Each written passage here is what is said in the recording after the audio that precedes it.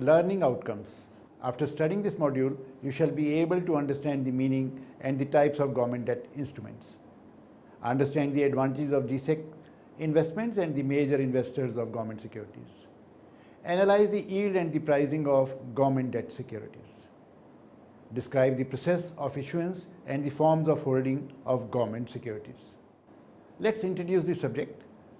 The debt market in India contains largely two categories: the government securities, which are otherwise also known as GSEC markets, comprising central governments and the state government securities, and the other segment is known as corporate debt market.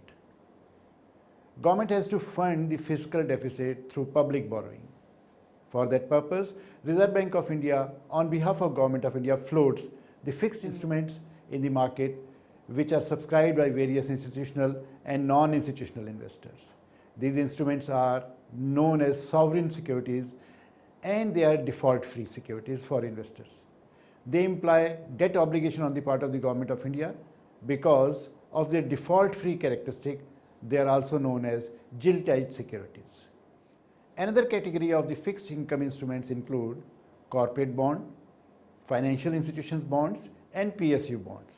They are not considered as default-free instruments and have to be rated by one or the other SEBI authorized rating agencies like CRISIL or ICRA. The rating assigned to them is an outcome of the credit risk of these securities. The central government and the state government fixed income securities are tradable instruments. They include short-term and long-term debt instruments issued by Reserve Bank of India on behalf of Government of India. Short-term instruments include treasury bills of maturity of 91 days, 183 days, and 364 days. While long-term instruments, also known as dated securities, include 5-year and 10-year maturity government bonds. State governments in India issue only long-term bonds, which are known as dated securities. They are also called state development loans. In India, banks have to mandatorily invest in fixed percentage of their deposits in designated government securities, which is called statutory liquidity ratio, abbreviated as SLR. These central and state government debt securities are eligible securities for fulfilling the SLR requirements by the banks. Hence, they are also known as SLR securities. While the debt instruments other than the government debt are not eligible for fulfilling the SLR requirements by the banks, hence they are also called non-SLR securities. Other T-bills and long-term bonds, Government of India also issues saving instruments known as NSCs, National Savings Certificates, and Kisan Vikas Patra, and special securities like oil bonds, fertilizer bonds, etc. These securities mobilize the small savings of households and are not tradable in the market. They are also not qualified as SLR securities. Therefore, government securities dominate the Indian debt market in terms of trade value and volume, market capitalization, etc. It sets a benchmark for the rest of the market. Types of government securities. There are different types of government securities, under which the major category is known as treasury bills. Treasury bills or T-bills are short-term debt instruments issued by the Government of India with less than 1 year of maturity. They are money market instruments issued by RBI on behalf of Government of India. RBI issues T-bills with 91 days, 182 days, and 364 days maturities through the process of auction. Auction to the issue, the T-bill is conducted by RBI every Wednesday. Payment for the T-bills purchase takes place on the following Friday. The auction of 91-day T-bills takes every Wednesday, while the auction of the treasury bills for 182 days and 364 days tenure is conducted on alternate Wednesdays. Treasury bills are zero coupon bond instruments and do not pay any interest during the tenure of the bond. T-bills are issued at a discount in comparison to the face value. At the maturity, they are redeemed at par. The differential between the two therefore accounts for the interest.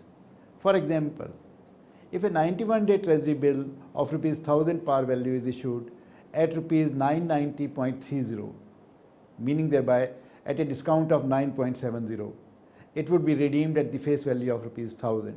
Now the difference between the two of Rs 9.70 will be treated as the discount or the interest for the holder of the instrument.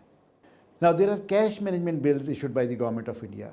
These are issued by RBI on behalf of Government of India and are issued with the purpose of filling the temporary shortfalls in the cash flow of the government. The CMBs or cash management bills is a short-term instrument having a similar characteristics as that of the T-bills, but their maturity is less than 91 days. Similar to the T-bills, the CMBs are also issued at a discount with reference to their face value and redeemed at par on the maturity. The term, size of the issue and the date of the issue of the CMBs are contingent upon the temporary cash flow requirement of the government. They are tradable instruments issued by Government of India and are classified as SLR securities. CMBs for the first time were issued in the month of May of 2010. Now there are instruments known as dated government securities. They are long-term government securities known in the market as dated securities. Normally they have a tenure of 5 years or 10 years. The government dated securities are issued by RBI through the process of again an auction. The pronouncement of the auction is made by RBI quite well in advance and also advertised in most of the newspapers. The government bonds normally carry fixed coupon rate which is payable periodically. However, they may also offer floating coupon rate which changes with the period of time. Coupon is calculated on the face value of the bond and normally are paid quarterly, semi-annually or maybe annually.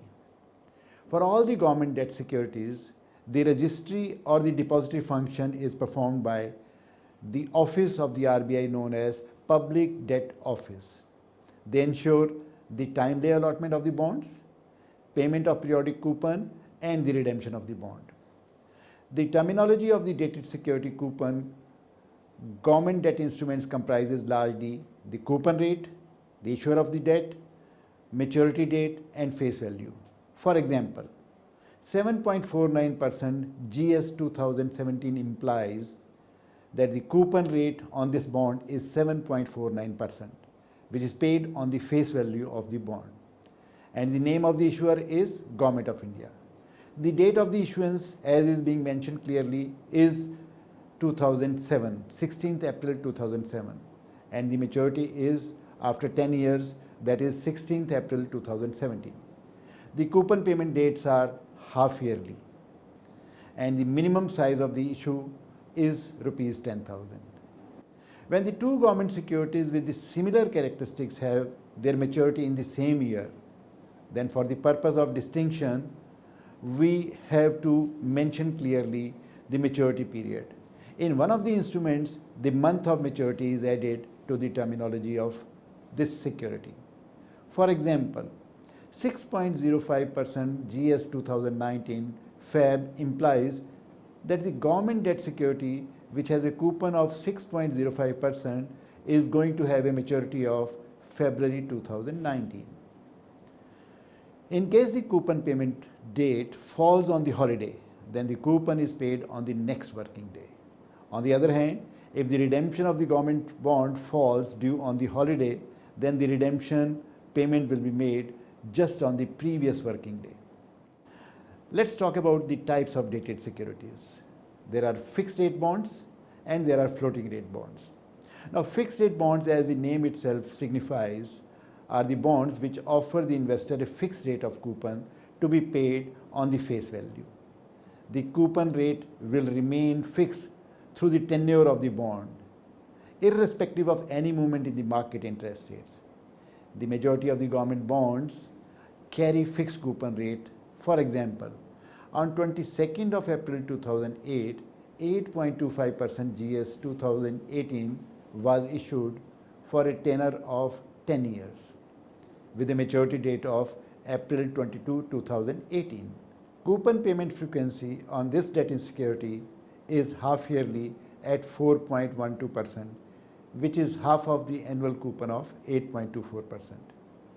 The coupon is calculated on the face value and paid on 22nd of October and 22nd of April of each year. Now let's talk about the floating rate bonds. These are the bonds which carry a coupon which is expressed as a base rate plus spread. It's not a fixed rate, but it's a floating rate. This base rate is set periodically where the reset period may be 3 months or 6 months. This base rate may be weighted average cutoff yield of last 364 days treasury bills or some other base rate as is decided by RBI from time to time. For example, on 2nd of July 2002, a floating rate bond was issued with a maturity date of 2nd July 2017 and the tenure was of 15 years. The weighted average rate of the last 364 days T-bill issue was kept as a base rate for these floating rate bonds, which was equal to 6.5%. A spread of 34 basis points was added to this base rate. Therefore, the final coupon rate was 6.84, that is 6.5% plus 34 basis points for the next 6 months. Zero coupon bonds. The zero coupon bonds are those bonds which don't offer any coupon to its investors. They are issued at discount to their face value and they are redeemed at maturity at their face value.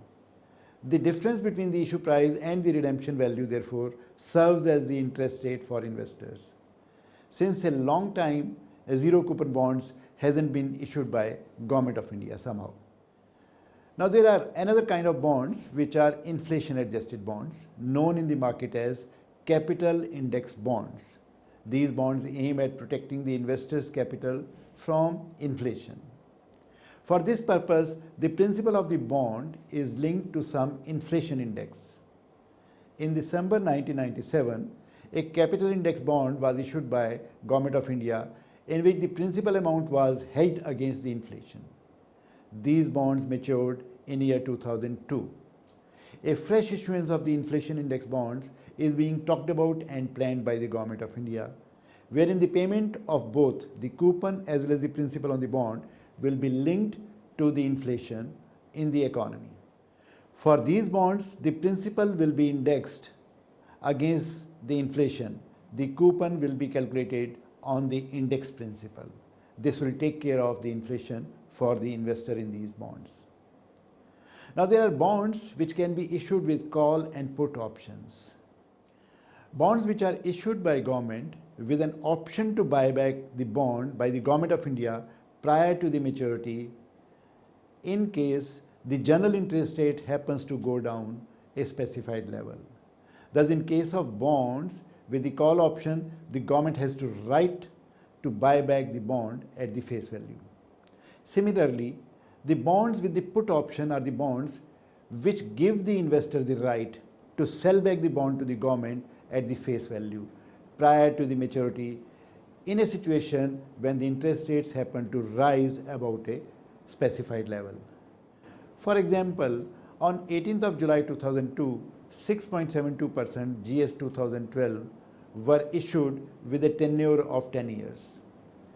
The option on the bond could be exercised by any investor after completion of the 5 years tenure from the date of issuance. The option could be exercised on any coupon date falling thereafter. The option was available to the government as well as the investors. The government could take call option and the investors could take put option.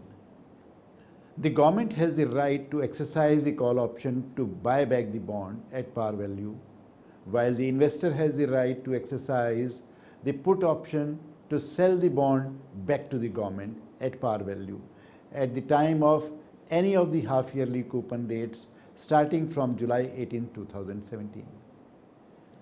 The special securities are those securities which are issued by Government of India in place of cash subsidies. Some of the times the Government of India issues special debt securities to the PSUs like oil marketing companies, fertilizer companies, Food Corporation of India, etc.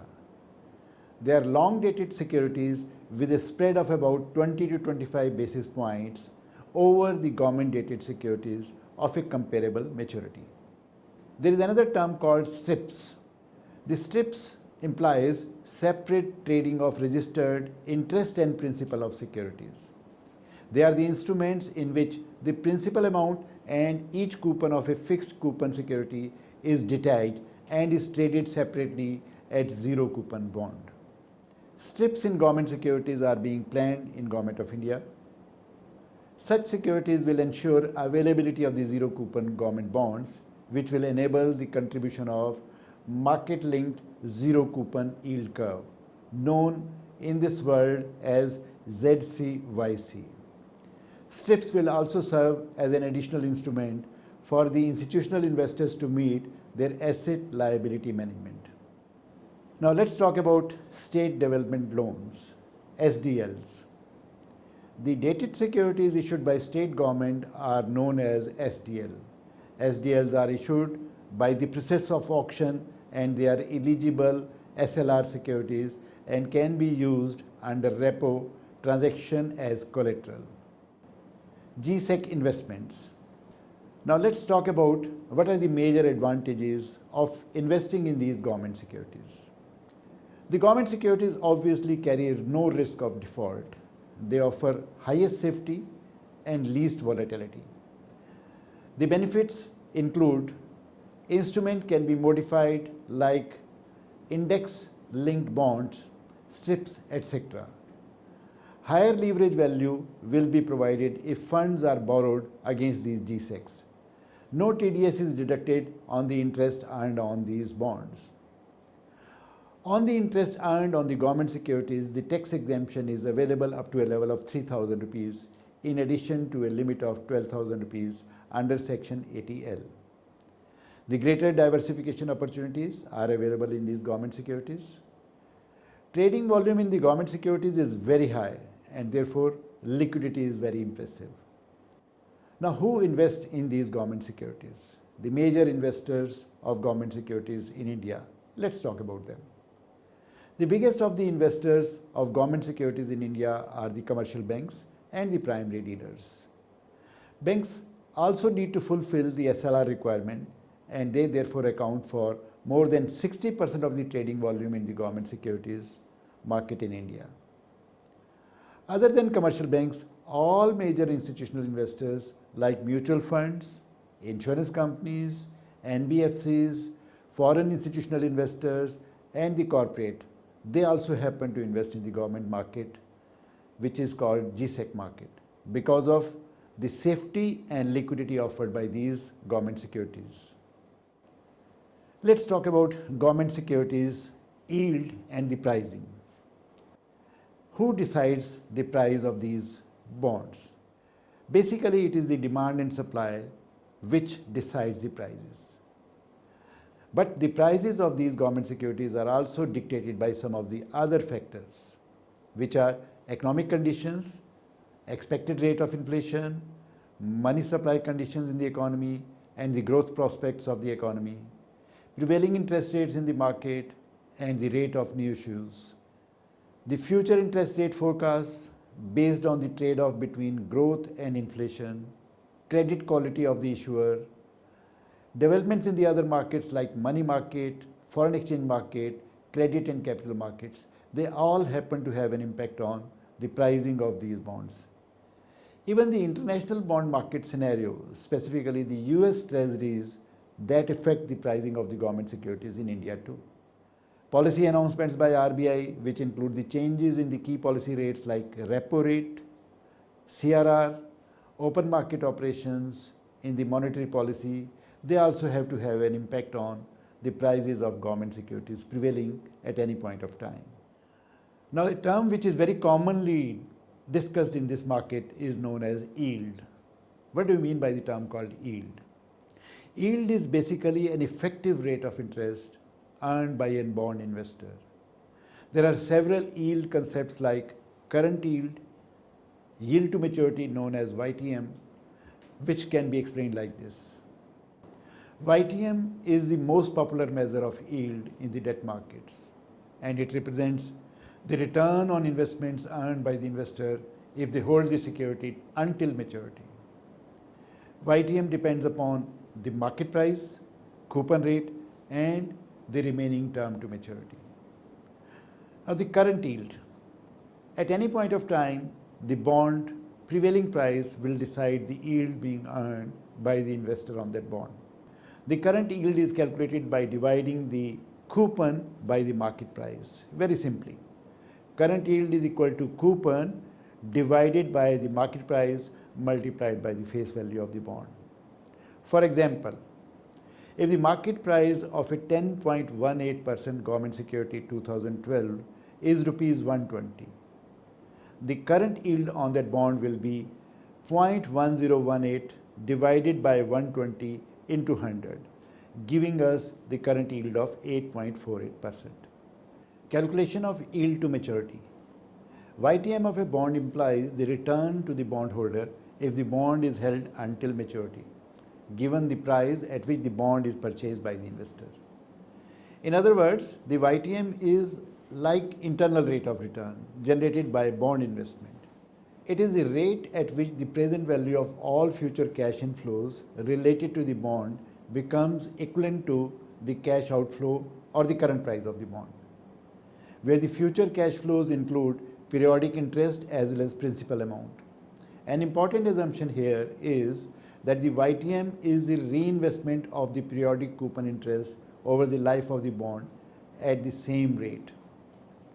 YTM is calculated by applying the trial and error method or hit or miss approach to find out the rate at which the cash outflows become equal to the sum of the present value of the cash inflows. These cash flows include periodic payment and the redemption of the bond at maturity. Say, for example, we have a GSEC of 8% Government of India loan of 2004 with only 2 cash flows remaining until maturity. That is, the maturity date is 30th of January 2004 and the interest payment dates are 30th of January and 30th of July. And it is trading presently at 115 rupees. For 1 unit, we will have the YTM calculated as follows. The settlement date will be 17th of March 2003 and the interest payments are made twice and will have a day count convention of 30 by 360. YTM calculated in this case will be 4.8626 and the same can be computed through the MS Excel through the yield formula mentioned hereunder. This is the kind of thing you have to input in the Excel sheet to get an output calculating the YTM. YTM herein will be calculated as 4.86258. It can be checked up by discounting the said cash flows, which include 2 periodic payments of rupees 8 each and the principal payment of 100 on the maturity date of the settlement. Now this YTM is a great indicator of whether you should be buying the bond or not. Relationship of the price and the yield. Let's talk about it. Are they correlated or not? Oh well, yes. There is an inverse relationship between the value of the bond or the bond price and the yield on the debt securities. So when the bond prices fall, the yield on the same goes up and vice versa. Basically, it is impacted by the change in the market rate of interest. Therefore, whenever the market interest rate goes up, the price of the existing bonds fall down. Because of the simple reason that these existing bonds are offering lower rate of interest, whereas the rates prevailing in the market have gone up. Therefore, these bonds will lose their value. On the other hand, a decline in the interest rates will equivalently lead to increase in the bond prices because the existing bonds carry high coupon in comparison to the lower coupon being offered by the new issued debt securities in the market. Therefore, existing bonds gain value and trade at a higher price in comparison to their face value. These fluctuations ensure that the value of the bond will never remain same throughout the life of the bond because the prices will be either going up or going down. Now, the process of issuance of the government securities in India. Let's talk about it. What is the mechanics of issuance of these government securities? These government securities are issued by the process of auction. An auction may be either yield-based or price-based. Let's talk about yield-based auction. In case of yield-based auction, the bidders quote the yield. A cutoff yield is decided by the RBI, and the bidders quoting the yield below the cutoff yield are allotted the securities, because that gives government the borrowing at a lower cost. Now, price-based auction, on the other hand, is a situation when the Government of India reissues securities already issued by the government. In this case, the bidders quote the prices, and RBI decides the cutoff price, and bidders quoting the price above the cutoff price will be obviously allotted the securities. If the auction is uniform, price auction, then everyone is allotted the securities at the same price, whereas in case of multiple price auction, the bidders have to pay their respective price or the yield at which they have made the bid. Holding of the government securities, how are they kept in the custody? The government debt securities can be held by the investors either in the physical form or nowadays in the demat form, known as dematerialized form. However, RBI regulated entities have to necessarily hold them in the demat form. Physical form of securities holding. The government securities may be held in the form of stock certificates. A stock certificate is registered in the books of PDO, that means Public Debt Office. The ownership of stock certificates cannot be transferred by way of endorsement and delivery. They are transferred by executing a transfer form of the ownership, and transfer details are recorded in the books in the PDO office. The transfer of a stock certificate is final and valid only when the same is registered in the books of the PDO. That's a case of physical transfer. Demat form of holding. The government securities can be held by the investors in the dematerialized form or demat form. This is the most convenient and the safest mode of holding any investment. This electronic mode of holding allows convenient and fast sale and transfer of government securities and hassle-free servicing. Investor need not worry for the safe custody of the securities. There are two ways in which the investor can maintain their holdings in the government securities in the demat form, which are like this. One is SGL account. The RBI offers a subsidiary general ledger known as SGL account facility to select entities who can maintain their securities in SGL accounts maintained with the PDI office of RBI. The other account is known as GILT accounts. The eligibility to open and maintain the SGL account with the RBI is restricted to few entities like commercial banks and primary dealers. Therefore, other investors are given the option of opening a GILT account with the bank or a primary dealer that is eligible to open a constituent subsidiary general ledger account known as CSGL with RBI. Under this arrangement, the bank or the primary dealer will act as a custodian of the GILT account holders. It would maintain the holdings of its constituents in the CSGL account with the RBI. Let's summarize the debt instrument module. Different types of debt instruments which are normally traded in the debt market can be categorized into the following categories based on the issuer of these securities. For the government debt securities, the regulator is Reserve Bank of India, whereas for the corporate debt market, the regulator is SEBI. The GSECs are issued by RBI through the auction process. RBI offers a non-competitive bidding process for the retail investors in the GSECs, through which non-competitive bids will be allowed up to 5% of the notified amount in the retail category. The government securities can be held in either physical or in the demat form. The prices of government securities is influenced by the forces of demand and supply, general economic conditions, interest rates, inflation, money supply in the economy, and the developments in the international debt market as well as the currency market.